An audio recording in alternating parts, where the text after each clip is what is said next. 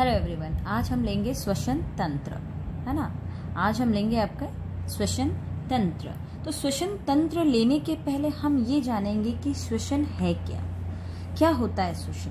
देखिए, कोशिकाओं को अपनी विभिन्न क्रियाओं को करने के लिए ऊर्जा की आवश्यकता होती है। हमारे शरीर में जितनी भी सेल्स हैं, जितनी भी कोशिकाएं हैं, उन सबको सबका अपना अपना कार्य है। आपको पता है कोशिकाएं क्या है?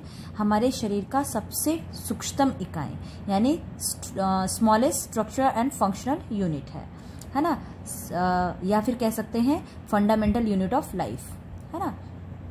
जीवन की आधारभूत इकाई है, किसी भी जीव के जीवन की आधारभूत इकाई है या सबसे छोटी इकाई है।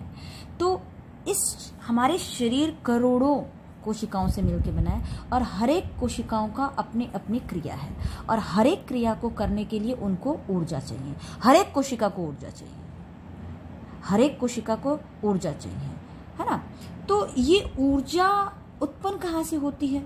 तो ऊर्जा प्राप्त करने के लिए कोशिकाएं क्या करती हैं? पोषक तत्वों को ऑक्सीजन के द्वारा, है ना, तोड़ती हैं, यानी कह सकते हैं ऑक्सीजन के द्वारा ऑक्सीकृत करती है। तो ये ऑक्सीजन कहाँ से जाएगा हमारे शरीर में? ये ऑक्सीजन श्वसन तंत्र के जरिए उन कोशिकाओं तक पहुंचता है, लेकिन श्वसन तंत्र के जरिए ऑक्सीजन फेफड़ों तक पहुंचता है। फेफड़ों से रुधिर परिसंचरण तंत्र उसको कोशिकाओं तक ले जाता है और फिर कोशिकाएं भोजन का या जो पोषक तत्व है उनका क्या करती हैं? ऑक्सीकृत करती हैं और जिससे ऊर्जा मुक्त होता है। ऊर्जा किस रूप में हमारा शरीर लेता है? हमारी कोशिकाएं एटीपी का फुल फॉर्म होता है एडिनोसिन ट्राइफॉस्फेट, इंग्लिश हिंदी दोनों में यही कहते हैं, एडिनोसिन ट्राइफॉस्फेट के रूप में, जिसे हम ऊर्जा सिक्का भी कहते हैं, एनर्जी कॉइन भी कहते हैं एटीपी को, है ना। तो उस रूप में हमारा ऊर्जा उत्पन्न होता है। तो इसके फलस्वरूप जब ऑक्सीजन कोशिकाओं ने ली, भोजन पोषक तत्वों का ऑक्सीकृत कर दिया, एटीपी को रिलीज कर दी, है ना, एटीपी का उत्पादन कर दिया, एटीपी ले ली, तो पीछे बचता क्या है? क्या बनता है?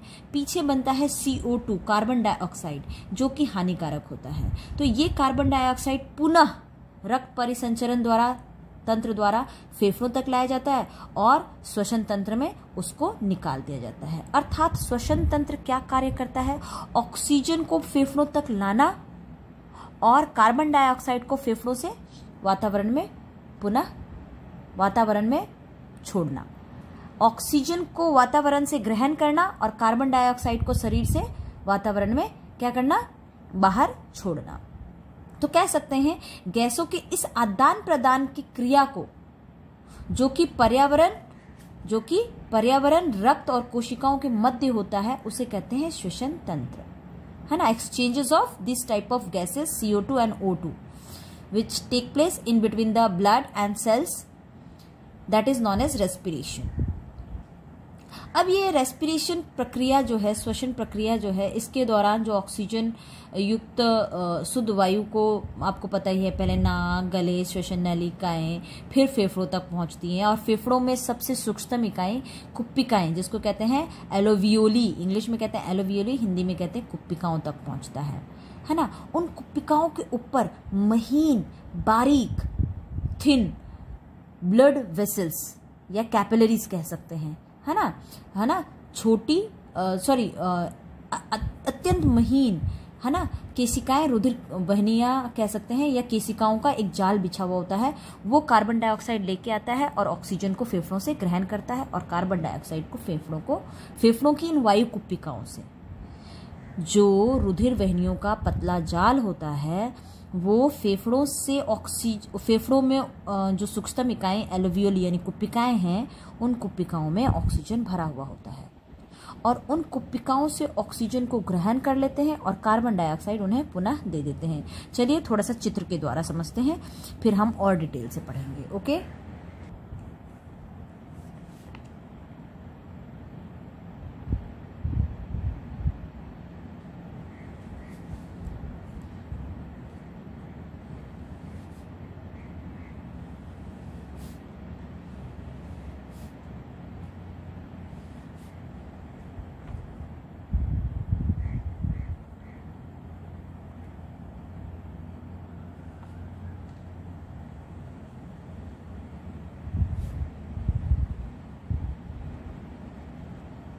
ये देखिए, ये है नाक, नाक के 2 छिद्र होते हैं, और ये है नासिका, ये है मुख, दोनों से ग्रहण किया गया है ना। ग्रहण करने के बाद किसको दिया गया, यहाँ से किसके, ग्रसनी द्वारा होते हुए लैरिक्स तक आता है ना। लैरिक्स, ग्रसनी, फेरिक्स, इसको मैं लिख देती हूँ नाम, आपको याद रहेगा। ग्रसनी और इंग्लिश में कहते हैं फेरिक्स। ओके, अच्छा, ये है स्वर यंत्र या लैरिक्स, इसको कहेंगे स्वर यंत्र या कहेंगे लैरिक्स। ये है, आपको पता है, नोज, नासिका, दैट इज कॉल्ड नोज। ठीक है, एक जोड़ी नासाद्वार होता है, 2 छिद्र होते हैं, एक जोड़ी नासाद्वार होता है ना, श्वसनांग का। अच्छा, नीचे ये क्या है, ये है श्वसन नली। चलिए श्वसन नली बना देते हैं। ये है श्वसन नली। अभी श्वसन नली के बारे में भी हम विस्तार से पढ़ेंगे, हल्का सा पहले बना देते हैं।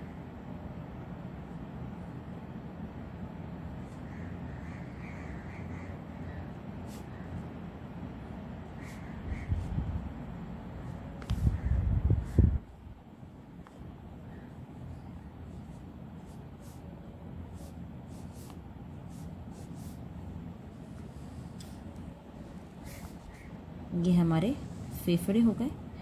फेफड़ों की सूक्ष्मतम इकाएं अभी मैंने बात की। सूक्ष्मतम इकाई को क्या कहते हैं, कुप्पिकाएं।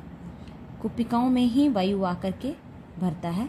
यहाँ खूब सारे सूक्ष्म कुप्पिकाएं होती हैं, छोटी छोटी, असंख्य कुप्पिकाओं का गुच्छा होता है।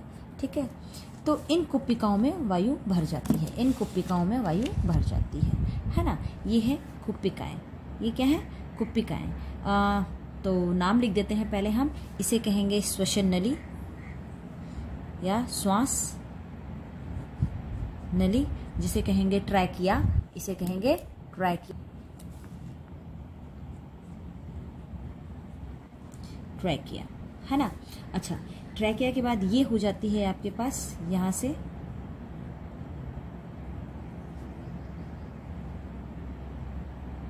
ये ब्रांचेस कह सकते हैं। देखो, ब्रांचेस आगे जितने ही टुकड़ों में, ये ब्रांचेस, और यानी कि श्वसनी, श्वसनी आगे और टुकड़ों में बढ़ गई श्वसनिका, श्वसनिका और बढ़ गई श्वसनिकाएं। तो वैसे ही ब्रांचेस, ब्रांचीज, ब्रांचियोल्स है ना। तो यही लिख देते हैं अपन, क्या होगा, श्वसनी जिसको कहते हैं ब्रांचीज, ये आगे और बढ़ गई जिसे कहेंगे श्वसनिका, सॉरी श्वसनिका, इसको कहेंगे ब्रांचियोल्स। ओके, ये है वायु कुप्पिकाएं। और वायु कुप्पिकाओं को क्या कहते हैं, ये आपको बहुत अच्छे से मालूम है, अभी जस्ट मैंने बताया। कुप्पिकाएं, कुप्पिकाएं को कहेंगे हम एलोवियोली, एल्वियोली। ओके, तो ये याद रखिएगा। अब हम इसके बारे में थोड़ा विस्तार से अध्ययन कर लेते हैं। श्वसन के बारे में मैंने बता दिया, श्वसन किसे कहेंगे, आपको पता ही है। वातावरण से ऑक्सीजन का ग्रहण करना और पुनः कार्बन डाइऑक्साइड का छोड़ना, ये वायु कुप्पिकाएं हैं। इन वायु कुप्पिकाओं के ऊपर रुधिर वाहिनियों का यानी ब्लड वेसल्स का महीन जाल बिछा हुआ होता है, और वो महीन जाल कार्बन डाइऑक्साइड को लाती हैं और ऑक्सीजन को, कार्बन डाइऑक्साइड लाती हैं और वायु कुप्पिकाओं से ऑक्सीजन ग्रहण करके और कार्बन डाइऑक्साइड को छोड़ देती हैं। देखिए, मैं एक हल्का सा बताती हूँ। ये वायु कुप्पिकाएं हैं, सब मान लीजिए, ये पतली वायु कुप्पिकाएं हैं। इन वायु कुप्पिकाओं के ऊपर खूब सारे ये महीन जाल में बना देती हूँ। ओके, ये महीन जाल हो गई।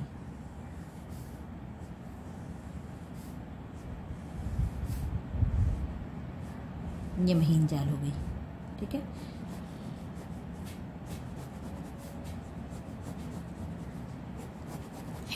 यहाँ कार्बन डाइऑक्साइड है और इसमें भरी है ऑक्सीजन। ये CO2 इसमें चली जाएगी और ऑक्सीजन यहाँ आ जाएगी। इनमें कार्बन डाइऑक्साइड, ये महीन रक्त कण, जो रक्त वाहिकाएं हैं, ये कार्बन डाइऑक्साइड युक्त रक्त लाएंगी, है ना। तो उस रक्त में से विसरण विधि द्वारा क्या होगा, CO2 कहाँ चला जाएगा, कुप्पिकाओं में, और कुप्पिकाओं में भरा हुआ ऑक्सीजन कहाँ आ जाएगा, हमारे रक्त वाहिनियों में। रक्त परिसंचरण तंत्र में हमने ये पढ़ा था। श्वसन तंत्र में क्या होता है, कुप्पिकाओं तक ऑक्सीजन लाया जाता है और कुप्पिकाओं से कार्बन डाइऑक्साइड को बाहर वातावरण में छोड़ दिया जाता है।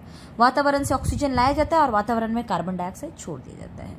तो चलिए अपन स्टार्ट करते हैं अपना मानव श्वसन तंत्र। ये कुछ श्वसन तंत्र के बारे में और श्वसन के बारे में जानकारी थी और चित्र मैंने आपको बता दिया है। अब हम लेते हैं शुरू से मानव श्वसन तंत्र। पूछा जाएगा मानव श्वसन तंत्र को आप विस्तार से समझाइए। तो चलिए मानव श्वसन तंत्र लेते हैं। देखिए, मानव श्वसन तंत्र को असल में आपकी किताब में 3 भागों में बांटा गया है। ऊपरी मानव श्वसन तंत्र। अब देखिए, ऊपरी में क्या आ जाएगा, ऊपरी में आ जाएगा नासिका आ जाएगी, ये मुख आ जाएगा, है ना, नासिका आ जाएगी, मुख आ जाएगा, नासिका, मुख, ग्रसनी और स्वर तंत्र, है ना। नासिका, मुख, ग्रसनी और स्वर तंत्र, ये आ जाएगा अपना किसमें, ऊपरी श्वसन तंत्र में। अब आता है निचला श्वसन तंत्र। निचला श्वसन तंत्र और तीसरा बांटा गया है श्वसन मांसपेशियां। तो निचला श्वसन तंत्र में आपके पास आ जाएगी क्या, श्वसन नली, श्वसनी, है ना, और श्वसनिकाएं और फेफड़े, ये पूरे फेफड़े, है ना। अब इनके अंदर फेफड़ों के बाद एक दे दी है आपके श्वसन मांसपेशियां। श्वसन मांसपेशियां नीचे होती है डायफ्राम, जिसे हम बाद में अध्ययन करेंगे। सबसे पहले हम ऊपरी और निचली भाग अध्ययन करते हैं श्वसन का। यहाँ से अगर हम देखा जाए, यहाँ से अगर एक डॉट खींच दें तो ये ऊपर की और ये नीचे की, ठीक है। तो सबसे पहले पढ़ते हैं हम क्या, ऊपरी श्वसन तंत्र के बारे में। देखिए, असल में ऊपरी श्वसन तंत्र में क्या होता है,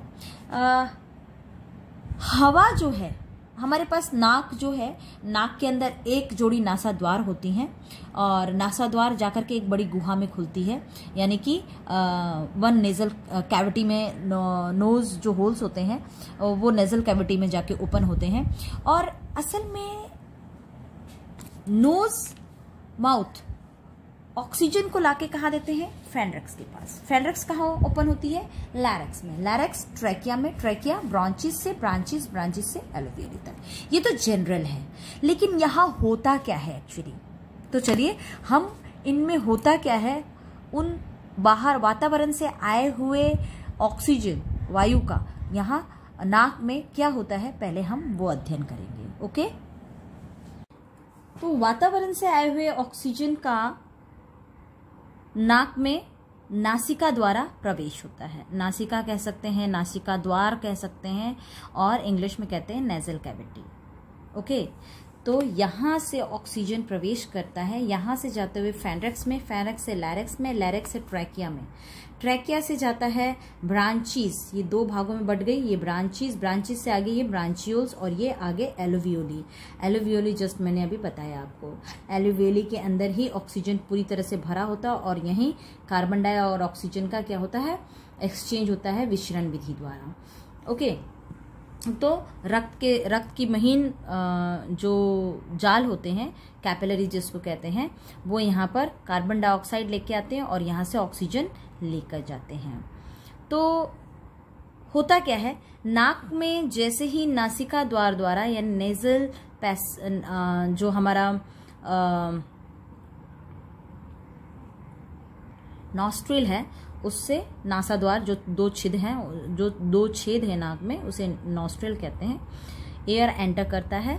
नॉस्ट्रिल के अंदर आप देखते हैं एक चिपचिपा पदार्थ होता है जिसे म्यूकस कहते हैं, और इंग्लिश में म्यूकस और हिंदी में स्लेस्मा कहते हैं, और नाक में बाल होते हैं खूब सारे। जैसे ही एनवायरमेंट से यानी वातावरण से ऑक्सीजन नाक में प्रवेश करती है तो बाल फिल्टर का काम करते हैं, छन्नी का काम करते हैं, और उसमें जो डस्ट पार्टिकल्स होती हैं उनको स्लेस्मा क्या करती है, म्यूकस वहीं पर चिपका देती है ना। तो म्यूकस से, और म्यूकस क्या करती है,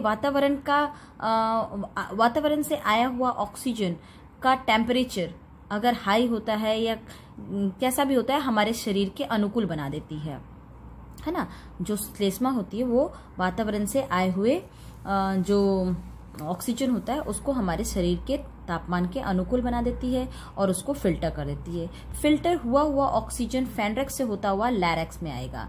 फेनरेक्स और लैरेक्स के बीच एक छोटा सा द्वार होता है, ये छोटा सा द्वार होता है, मैं यहाँ बता रही हूँ बॉक्स में, इस तरीके का द्वार होता है और यहाँ जाता है फूड पाइप, इसे कहेंगे क्या, फूड पाइप। फूड पाइप कहें या आप भोजन नलिका भी कह सकते हैं, है ना। और ये होता है अपना ट्रैकिया, ट्रैकिया कह सकते हैं या श्वास नली कह सकते हैं।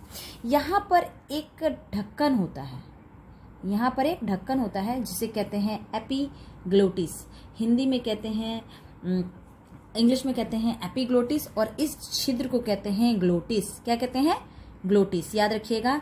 इसे कहते हैं एपिग्लोटिस, इसको कहते हैं, छेद को कहते हैं या होल को कहते हैं जहां से सांस ऑक्सीजन जाएगी, ग्लोटिस, है ना। और ये अपनी ट्रैकिया,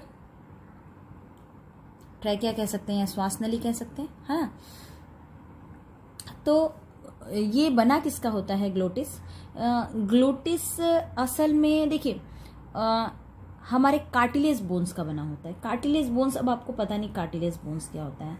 कार्टिलेज बोन्स क्या होते हैं, ना ही हड्डियों की तरह सख्त और ना ही त्वचा की तरह सॉफ्ट, ऐसी हड्डियां, ऐसी अस्थियां कह सकते हैं जो ना ही स्किन यानी त्वचा की तरह सॉफ्ट होती हैं और ना ही हड्डियों की तरह मजबूत होती हैं। जैसे कि आपके कान की हड्डी आप टच कीजिए, आप जब कान की हड्डी छुएंगे तो वो भी आपको किसका बना हुआ होगा, वो भी आपको कार्टिलेज बोन्स का बना होगा। हिंदी में कार्टिलेज बोन्स को कहते हैं उपास्थि। क्या कहते हैं, उपास्थि, जो अस्थि की तरह क्या कठोर भी नहीं होती और अस्थि की तरह कठोर नहीं होती और त्वचा की तरह सॉफ्ट भी नहीं होती, तो इसे कहते हैं उपास्थि। हिंदी में ग्लोटिस को कहते हैं घाटी, लिख देती हूं, घाटी द्वार, और इसे कहते हैं घाटी ढक्कन, घाटी ढक्कन, है ना। तो ये आपके पास मैं यहाँ का चित्र बता रही हूँ, यहाँ का चित्र है ये, ठीक है। ये आपको यहाँ का एक सैटेलाइट चित्र है जिससे आप बड़े आराम से समझ सकते हैं। ओके, यहाँ बनाना थोड़ा मुझे दिक्कत लगा इसलिए मैंने वहाँ बना दिया है।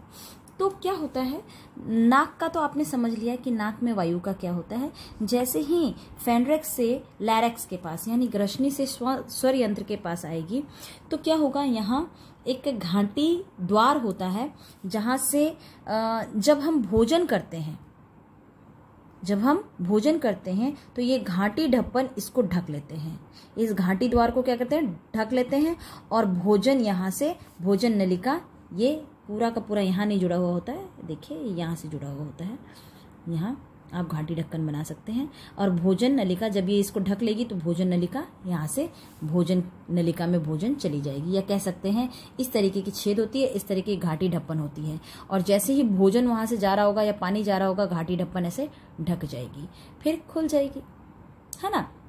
तो सांस की नली के अंदर भोजन को, पानी को, इन सबको जाने से रोकता है। कौन रोकता है, घाटी ढक्कन, घाटी ढक्कन, है ना, जो किसका बना है, उपास्थि अस्थि का बना है, याद रखिएगा। तो फेनरेक्स के बाद एक द्वार आता है जो कि कार्टिलेज, उपास्थि अस्थि का बना होता है, कार्टिलेज बोन्स का, जिसे कहते हैं घाटी द्वार, जिसके ऊपर एक ढक्कन होता है जो उपास्थि की अस्थियों का बना होता है, जिसे कहते हैं घाटी ढक्कन। वो जब हम खाना खाते हैं या पानी पीते हैं, कोई भी तरल पदार्थ लेते हैं या भोजन ग्रहण करते हैं तो ये घाटी ढक्कन घाटी द्वार को ढक देती है और खाने को या पानी को श्वसन श्वसन नलिका में जाने से रोकती है। तो और इंग्लिश में कहेंगे, while eating and drinking the epiglottis cover the glottis and prevent the food particle to enter into it. Okay, तो इससे क्या होगा, खाना या पानी भोजन नलिका में चली जाती है। उसके बाद भोजन लैरिक्स क्या होता है, स्वर यंत्र, यहाँ पर वोकल कोड होते हैं, जो वोकल कोड होते हैं, वोकल कोड क्या करते हैं, स्वर यंत्र होते हैं जो सांस, जो आवाज को प्रोड्यूस करते हैं वाइब्रेट करके, कंपन करके, है ना। उन वोकल कोड में कंपन होता है और वो कंपन करने से क्या निकालते हैं, विभिन्न प्रकार के आवाजों को प्रोड्यूस करते हैं, है ना। वोकल कोड याद रखिएगा पतले मेम्ब्रेन का बना हुआ होता है और इनके वाइब्रेट करने से, वाइब्रेट यानी कंपन करने से ही जब हवा आती है जाती है आती है जाती है तो ये कंपन करते हैं और साउंड को प्रोड्यूस करते हैं। फिर आती है निचले पार्ट में। अब घाटी द्वार से लैरिक्स, लैरिक्स के बाद आ गया हमारे पास क्या, ट्रैकिया। अब सांस की नली में एंटर कर चुका है क्या, हवा। सांस की नली के बारे में देखो, सांस की नली हमेशा खुली हुई रहती है, ट्रैकिया हमेशा खुली हुई रहती है। ट्रैकिया के अंदर कम से कम 16 से 20 अर्ध चंद्राकार कह सकते हैं या सी शेप के कह सकते हैं, सी शेप के कार्टिलेज यानी उपास्थि की बनी हुई अस्थियां पाई जाती हैं, है ना, अर्ध चंद्राकार सी शेप के। ये क्या करती हैं, ये जब भी when there is no air in trachea then it prevent the collapsing of walls. जब हवा नहीं होती ट्रैकिया में तो ट्रैकिया की भित्तियों को चिपकने से रोकता है और हमेशा ऐसे it remain open due to the presence of cartilage bone. उपास्थि की अस्थियों के सी अर्धचंद्राकार संरचना की वजह से यह हमेशा खुला रहता है, तो हवा आराम से आ जा सकती है। ओके, और ये लगभग 5 इंच लंबा होता है, एक ट्यूब तरीके की संरचना होती है। फिर ये आगे जाती है, सांस ऑक्सीजन कहाँ जाएगी, आगे जाएगी ब्रांचेस, श्वसनी, श्वसनी से श्वसनिकाएं, वहां से कहाँ, ये छोटी छोटी कुप्पिकाओं में। और कुप्पिकाओं के अंदर क्या होता है, कुप्पिकाओं के अंदर आदान प्रदान हो जाता है विसरण विधि द्वारा कार्बन डाइऑक्साइड और ऑक्सीजन का। ओके, तो ये आपकी पूरी एक ह्यूमन रेस्पिरेटरी सिस्टम का संक्षेप में वर्णन था, जिसको आप उम्मीद करती हूँ अच्छे से समझ लेंगे और विस्तार से अध्ययन आप आगे करेंगे। तो ये संक्षेप में एक याद रखिएगा, नासा द्वार में क्या होता है, लैरिक्स के बाद ट्रैकिया में क्या होता है, लैरिक्स के ऊपर घाटी ढप्पन होती है, घाटी ढप्पन का क्या कार्य है, बहुत इंपॉर्टेंट पूछा जाता है कि घाटी ढक्कन का क्या कार्य है, ट्रैकिया के अंदर किसके सी से और चंद्राकार बने हुए किसके छल्ले होते हैं, कितने छल्ले होते हैं, है ना, गैसों का आदान प्रदान क्या होता है। फिर पूछा जाता है कि श्वसन तंत्र की सबसे सूक्ष्मतम इकाई कौन सी है, तो कुप्पिकाएं, ये पूछी जाती है। ओके, तो आज के लिए इतना ही। आगे हम आगे की जो भी हमारा टॉपिक होगा वो नेक्स्ट वीडियो में पढ़ेंगे। आज के लिए इतना ही, थैंक यू।